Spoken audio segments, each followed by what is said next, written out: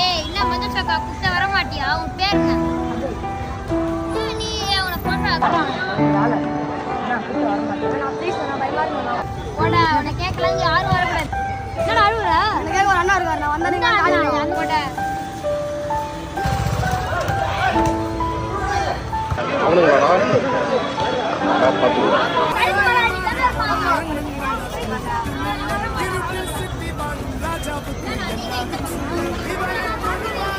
பையனை கலைச்சு